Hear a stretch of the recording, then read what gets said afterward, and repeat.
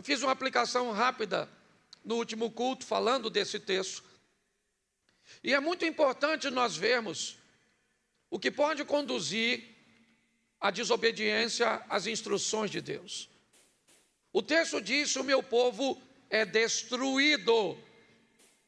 Não é apenas um sofrimento, não é uma coisa amena, é algo que vai causar muito estrago, muita dor, muita perda, algo de difícil, convivência. O povo é destruído, porque falta conhecimento. Agora nós temos um outro problema. O texto diz, também, não, volte o verso anterior. Pois lhe falta conhecimento. Pelo fato de vocês, sacerdotes, vamos lá, agora entra o 7, rejeitarem o conhecimento, também eu os rejeitarei. Me parece que a informação agora subiu de classe. Ela não está falando mais do povo em si só, da base. Ela subiu um pouquinho e agora ela vai conversar com os sacerdotes. E os sacerdotes cujos quais Deus está conversando, não falta para eles conhecimento. O que falta para eles é obediência ao conhecimento que tem. Cabia aos sacerdotes, e aqui eu não vou colocar apenas o ambiente sacerdotal, as pessoas que sobem no púlpito, os pastores, mas eu vou dizer às pessoas que já deveriam ter maturidade o suficiente no Evangelho para oferecer exemplo às pessoas novas que estão chegando. Cabe a todos nós a responsabilidade de mostrar a essas pessoas novas, inexperientes, o valor da obediência, pautada no ensino, é verdade, mas também no exemplo. O povo está perecendo porque sacerdotes, eles estão cometendo 2 erros. Primeiro, de não ensinar. Segundo, de não haver coerência entre o que vive e o que ensina, o que é pior, o que conduz a uma hipocrisia. Então haverá grande destruição, porque Deus vai rejeitar o desobediente, seja ele o sacerdote ou não. Ou seja, está sobre nós, mesmo aqueles que têm pouca experiência, o dever de buscar conhecer a verdade, de buscar saber o que é andar com Deus. Para isso, talvez precisamos colocar sobre esse indivíduo alguma outra coisa, além da palavra e do ensino. Então vamos a João 16, 8. Quando ele vier, convencerá o mundo do pecado, da justiça e do juízo. Só o 8. Quando ele, repita comigo, quando ele vier. Isso, só isso, quando ele vier. Quando ele vier. Quando?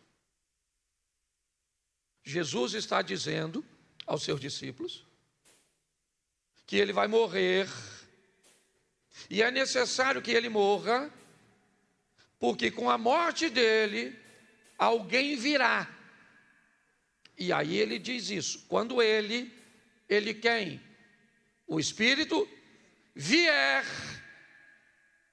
ele vai convencer as pessoas do pecado, da justiça e do juízo. Então não me basta só saber o que está escrito. Isso não é o suficiente para que eu seja obediente. Quando ele vier, pastor, mas ele já veio. Bom, Que ele já veio, eu sei. Eu só não sei se ele já veio sobre mim. Talvez a sua dificuldade de entender que pecado é porque você conhece o texto, mas não tem o Espírito. Então, por não ter o Espírito, o pecado não lhe parece pecado. Então você é capaz de não conseguir obedecer, porque você ainda não recebeu o Espírito Santo. E aí, eu não quero entrar nesse aspecto, senão nós vamos ter uma confusão danada de batismo, como funciona, e não me é essa. A intenção é dizer que quando o Espírito Santo vem sobre alguém, ele convence. Entendeu? Ele vai falar com você, certo? E Espírito Santo não fala aos ouvidos. Por que a voz do Espírito Santo é muito mais forte que a voz de um homem? Porque a voz de um homem normalmente fala um ouvido. O Espírito fala ao coração. Então preste atenção. A destruição é feita porque falta conhecimento. A falta de conhecimento nem sempre é a ausência da informação, mas o não cumprimento da informação recebida. Muitas pessoas não conseguem obedecer e aparentemente coisas simples, simplórias, mas sem a força do Espírito Santo, sem o mover do Espírito, convencendo pecado, justiça e juízo, as pessoas não conseguem mudar de comportamento. Também poderíamos levar em consideração um texto quando Jesus está explicando o que é necessário para ser seu discípulo. Se alguém quer vir após mim, negue-se a si mesmo, tome a sua cruz e siga-me. Seguir a Jesus, narrado por ele mesmo, é semelhante a um homem que deseja construir uma torre, que deseja ir à guerra. O que ele faz? Busca todas as informações de forma prévia. Talvez você tenha dificuldade de obedecer porque não procurou saber as informações necessárias para andar com Jesus. Você pensou que dava para andar com Jesus e continuar do mesmo jeito, com o mesmo vocabulário, com a mesma roupa, com os mesmos ambientes frequentando, com o mesmo estilo de vida. Talvez num apelo, num culto extremamente inapropriado, inadequado, indevido, você levantou a sua mão, induzido por uma supergraça que é capaz de cobrir tudo o que você vai fazer sem nenhum tipo de mudança. Então o que nós enfrentamos? Uma igreja com pouca luz. Uma igreja com pouca luminosidade. Vós sois a luz do mundo. Ninguém pega uma lamparina e coloca embaixo da cama, porque o propósito é suspendê-la, é dar a ela um campo de alcance longo. É assim que funciona. O que é um povo com pouca luminosidade? O que é um povo que não serve de referência para o pecador? É um povo que está na igreja, mas não consegue obedecer. Às vezes, por não ser ensinado a obediência. Não obedeço porque eu não sei. Lembra de Filipe evangelizando o eunuco? Entende tu o que lê? O que ele respondeu? Como entenderei eu se alguém não me ensina? Então nós temos o ensino. Mas e quando o ensino foi recebido e mesmo sabendo que não pode fazer, você faz? Aí provavelmente você vai buscar a resposta na fraqueza. na sua fraqueza humana, que te traz a conotação apenas de que você está lutando contra o pecado sozinho.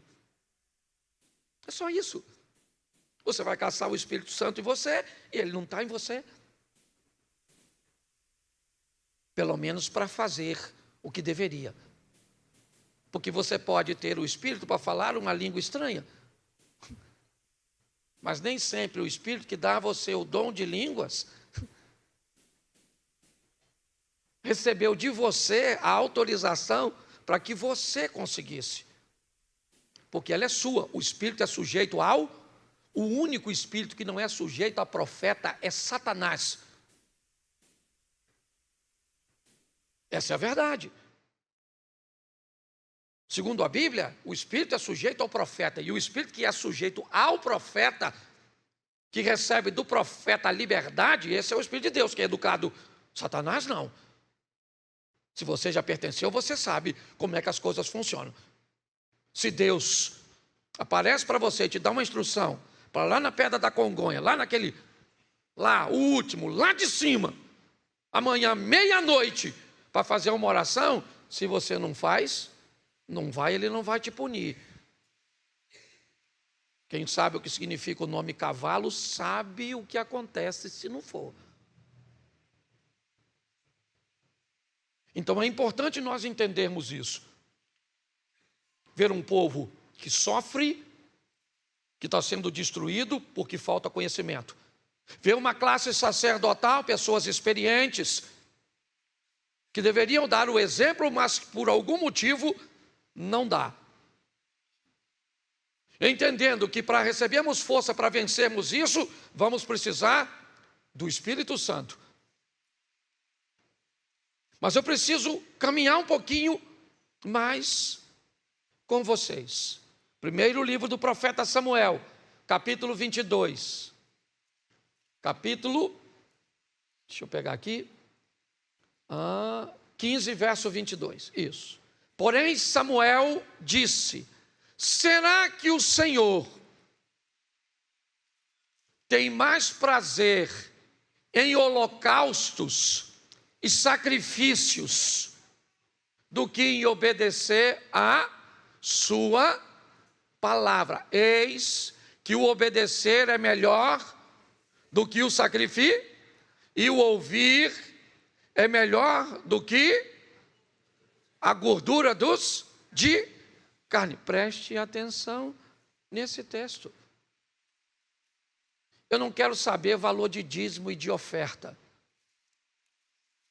Eu não quero saber se você chega aqui 6 horas da manhã e sai daqui 11 horas da noite. Não se iluda que se você trabalha em 2, 3 ministérios, que se você coloca a sua vida trabalhando, tocando, pregando, ensinando, se o seu dízimo é muito alto, se você distribui umas cestazinhas básicas, Note o que o texto diz. A obediência é melhor que as ofertas, que os sacrifícios. Olhe bem, Deus tem mais prazer na obediência do que em sacrifício. Então eu preciso entender isso. O valor da obediência. Não. Sabe o que é? Eu faço isso, mas eu dou uma ofertinha lá na igreja. Legal. Quando alguém faz um pedido de contribuição, eu dou. Deixa eu te falar uma coisa. Você está enganado no que diz respeito a isso. Isso vai dar problema para você. Então a obediência é muito maior que a sua oferta. Pare de, consciente ou inconscientemente, achar que você compra Deus. Tá certo? Não, eu faço isso, mas Deus sabe o quanto eu me dedico na sua casa. Está errado isso. Não é assim que as coisas funcionam. Para Deus, obedecer é melhor do que sacrificar. É assim que funciona. E eu não sei o que acontece. Preste atenção. Esse texto é um texto narrado para o rei Saul. Quando Samuel vai até Saul e manda ele destruir os amalequitas, matar o rei e acabar com tudo, ele sai de casa para obedecer, gente. Ele sai de casa para obedecer. E lá vai ele obedecer a voz de Deus, do profeta Samuel. Vamos lá, vamos pegar os amalequitas, vamos matar a todos, vamos matar o rei, vamos destruir o gado, vamos matar tudo.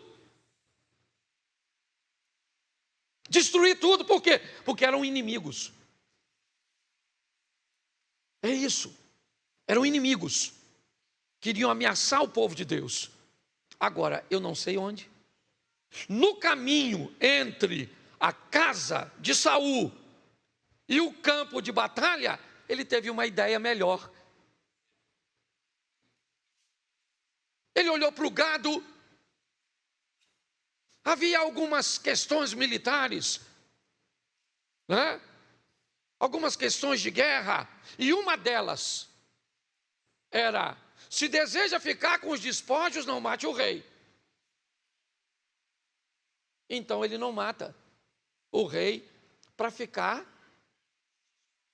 com os animais. E o mais engraçado é que ele escondeu os animais. E quando ele recebe a visita de Saul, ou de Samuel, sabe o que ele diz? Eu fui e obedeci.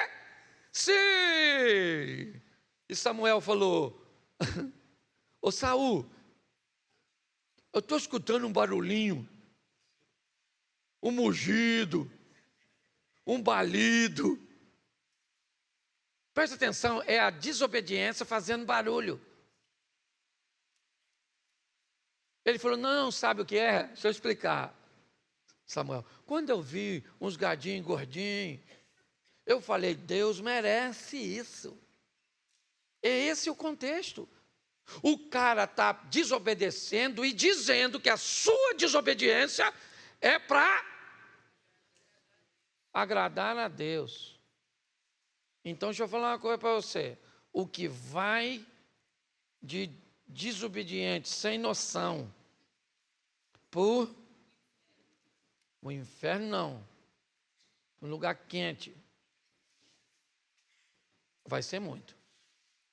Então, repita assim: obedecer. Eu vou adaptar bem a nossa aqui. Fala assim: seu trabalho, seu dinheiro e seu tempo não é tão valioso quanto a sua obediência. Isso, falou todo mundo para mim. Você tinha que olhar para o lado para falar. Mas tudo bem, vou ficar com essa. Tá certo? Segunda coisa, Mateus 21, 28. O que vocês acham? Um homem tinha dois, chegando-se ao primeiro disse o quê?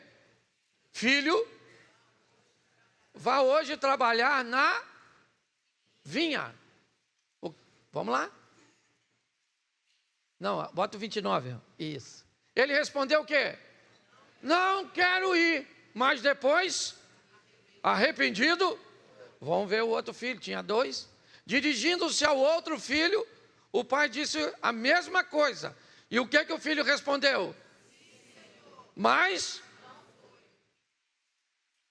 qual dos dois fez a vontade do pai?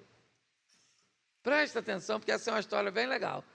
Dois filhos, tá certo? O pai falou: vai trabalhar na vinha. O que o primeiro filho falou?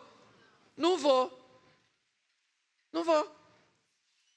Mas foi depois que se arrependeu. Diga, depois que se arrependeu. Ele queria ir na hora? Isso, porque na hora nem sempre é fácil de obedecer. Às vezes na hora não é. Na hora não é agradável.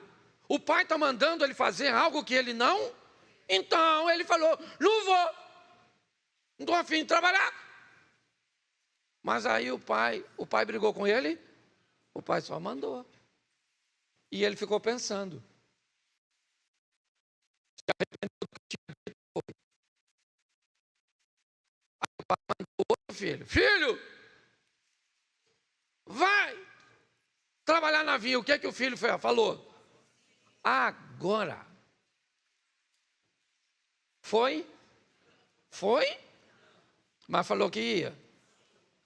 O outro falou que ia, mas foi. O outro foi, mas falou que ia. O outro falou que ia, mas foi. Então o que falou que ia e o que falou que não ia, isso aí. Olha a complexidade da obediência. Então não é se você está afim ou não. Não é fácil. E esses dois filhos aqui do texto, eles são nós. Tem gente que você chama no gabinete e fala: não faz, não faz, não faz. Não vou fazer. Deixe comigo, que não faço mais. Aí sai e faz. E o outro fala: pastor, eu acho que eu vou fazer. E não é fácil não, pastor, não é fácil não. Obedecer não é fácil, mas é possível. Ou então a gente vai virar um montão de sem vergonha. É ou não é? Não aguento isso, não aguento ver aquilo, não aguento fazer isso, não aguento ver aquilo outro. Não aguento... Então a gente tem que deixar a igreja. Porque o Espírito Santo é capaz de nos dar força, de nos fortalecer para que consigamos obedecer ao Senhor. É fácil? Não é fácil. É possível? É possível. Deixa eu seguir aqui, que esse culto é mais curtinho. Vamos lá. Apóstolo Paulo, Romanos 7,19. Coloca aí. Por quê? Porque o quê? Não faço o bem que eu, mas... Lê de novo.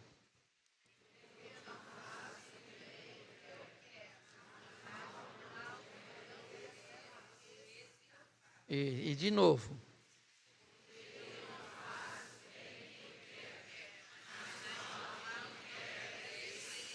Quem falou isso? Quem escreveu isso? Ele está falando com a dificuldade. Qual é a dificuldade? Obedecer. O bem que eu quero fazer, eu não. O mal que eu não, isso. Você quer segredo para a obediência? 2 eu te dou. Primeiro, ande com quem obedece, que ele vai mostrar para você que é possível. Se você só anda com quem não obedece, como é que você espera se tornar um obediente? Ande com quem obedece, ande com quem vive o que você quer viver. Se aproxime dessas pessoas, do conteúdo dessas pessoas. E segundo, descubra de fato o que é obediência. Eu vou deixar isso um pouquinho mais à frente. Mas é importante nós entendermos isso. Eu quero obedecer? Tá certo. Eu quero. É desafiador? Sim, é desafiador. É possível? É possível. O apóstolo Paulo está dizendo aqui: o pecado que habita nele, tá bom. O pecado habita nele, sim ou não? Mas quando ele vier, quem é ele? E o Espírito Santo vai entrar onde? No mesmo indivíduo onde habita o pecado. O indivíduo onde habita o pecado. O apóstolo Paulo, ele está: quem me livrará do corpo dessa norma? Lê o texto inteiro depois. Você vai ver para onde esse cara caminhou. Ele não se tornou perfeito, é verdade, mas perdeu o direito de acusação sobre todos, quando diz: o maior dos pecadores sou eu. Entendi a dificuldade, mas praticamente erradicou da vida dele, de seu estilo de vida, certo? O poder do pecado, conseguindo ser obediente. A Bíblia é bem clara quando fala de Jesus: e ele foi obediente até a morte, e morte de... E por causa disso ele recebeu o quê? Qual foi o prêmio que Jesus recebeu por ser obediente? E recebeu um nome que é sobre todo Nome, você quer ter nome nessa terra? Seja obediente. Você quer ser respeitado? Tenha nome. Quer ter nome? Seja obediente. Preste atenção. Quando o assunto é obediência, olhe só. Atos dos Apóstolos 5:29. Então Pedro e os demais apóstolos afirmaram: é mais importante obedecer do que aos. Olha o que ele está dizendo: obediência a Deus. Você lembra da frase, eu não vou citar aqui, não é meu interesse, mas me ajude aí. Se eu penso, logo eu. Se eu penso, logo eu. Então, existir era algo que só dependia de mim. Se eu penso, logo eu existo. Só que hoje não é mais assim. Hoje é: se eu sou visto, eu existo. Se eu não sou visto, eu não existo. E aí eu vou ter um problema. Qual é o problema? Para que eu seja visto, eu preciso dos olhos do outro e não dos meus. E aí eu perco o controle disso. Eu não tenho controle sobre os outros. E aí eu tenho um problema com isso aqui. Porque agora obedecer a Deus não me é tão importante assim. Porque talvez obedecê-lo, postar alguma coisa que esteja nos padrões dele, dizer alguma coisa, aparecer vestido, colocar uma música que agrade e obedeça a ele, pode não ser tão atraente assim para que eu seja visto. Então Pedro diz: mais importa obedecer a Deus do que aos homens. Não é uma pergunta, é uma afirmação. Você está entendendo? Então, eu preciso entender isso porque eu estou nesse mundo, eu estou nesse ambiente. Então, eu preciso definir se eu vou obedecer a Deus, porque a alguém eu vou ter que obedecer. E se não é a Deus, Atos dos Apóstolos 5:3. Então Pedro disse: Ananias, por que você permitiu que Satanás enchesse o seu? Ele obedeceu, sim ou não? Mas obedeceu a quem? A Satanás. Você vai ter que obedecer a alguém. Quando você adultera, você acha que você está obedecendo a quem? A Deus? Sim ou não? Não. Pastor, então você está querendo dizer que todas as vezes que eu adultero, que eu peco, eu estou obedecendo a Satanás? Não, porque ainda tem a terceira obediência. Mas muitas vezes, quando você desobedece, quem vai estar lá te instruindo a desobediência é ele, Satanás. Essa é a verdade. O terceiro, 2 Timóteo, capítulo 3, verso 2. Pois os seres humanos serão egoístas, avarentos, orgulhosos, arrogantes, blasfemadores, desobedientes aos pais, ingratos, ímpios, sem afeição natural, implacáveis, caluniadores, sem domínio de si, cruéis, inimigos do bem, traidores, atrevidos, convencidos, mais amigos dos prazeres do que amigos de... Esse é o último desobediente, aquele que resolveu obedecer a si mesmo. Não, eu quero obedecer a mim. É um direito que você tem, irmãos. Qual é o grande problema dessa brincadeira? é que o evangelho cresceu. O crescimento do evangelho, certo? Ele arrebanhou um número grande de pessoas. E hoje nós temos no mesmo ambiente, seu Abner, gente que está na igreja, mas só obedece a si mesmo. E não tem que ir embora não, viu? Tem que ficar aqui. Só não é gente para ser copiada. Só não é gente para virar exemplo. Mas não manda esse povo que obedece a si mesmo, não, que se não se transformar, quando ele vier, entendeu? Nós vamos continuar pregando, vamos continuar cantando, vamos continuar, e eu já descobri algumas coisas. Como é que eu vou falar? Está transmitindo, irmão?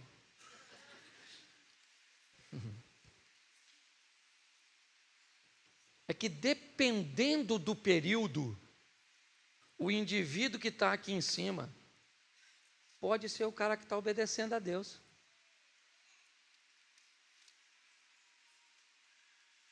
Mas dependendo do período da vida do cara que está aqui, ele pode estar obedecendo a Satanás. Dependendo do período da vida de quem está aqui, ele pode estar obedecendo a si mesmo.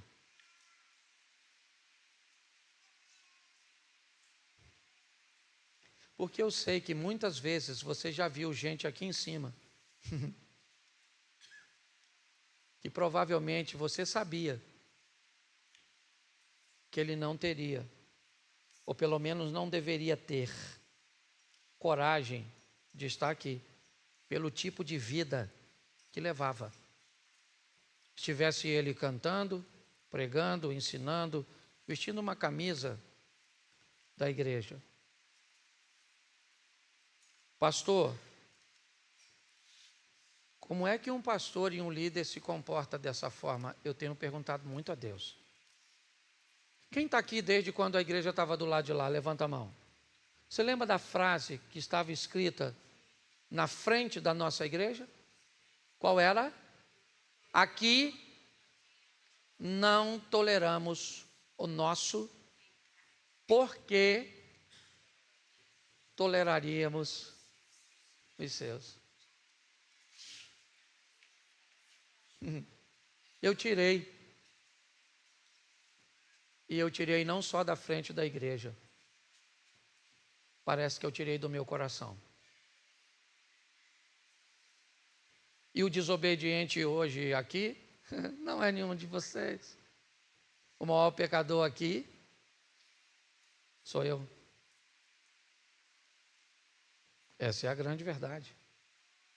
Pastor, o que o senhor anda fazendo? Tolerando.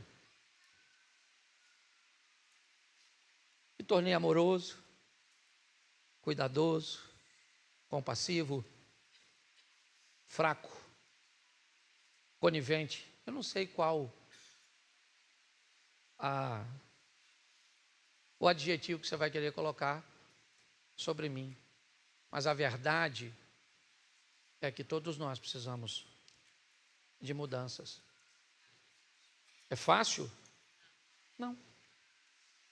Mas é possível.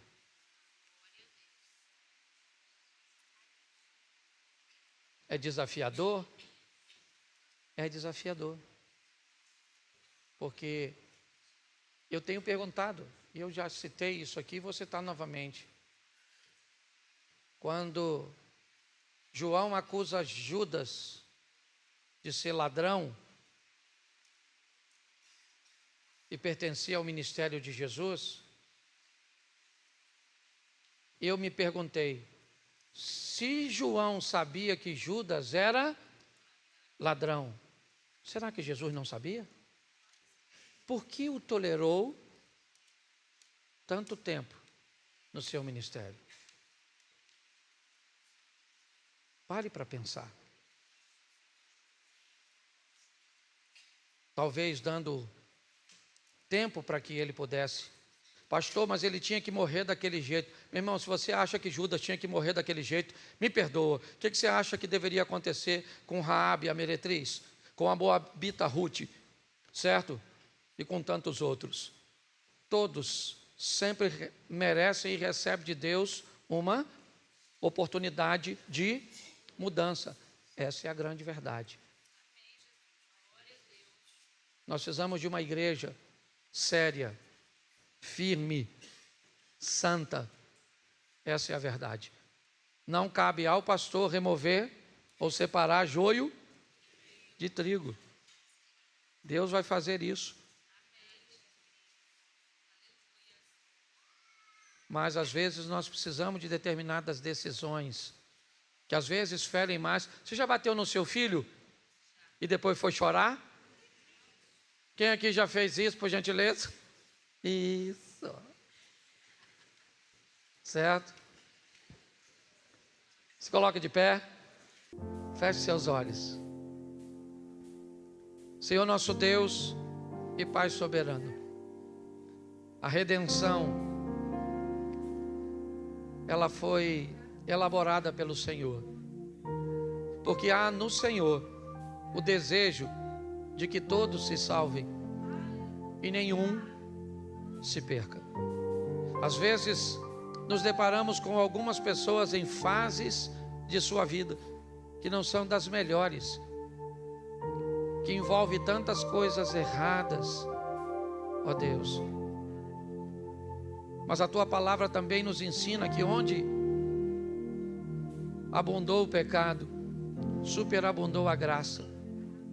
Sabemos que podemos contar com a Tua misericórdia, com o Teu cuidado, com o Teu carinho, ó Deus, e principalmente com o Espírito Santo de Deus.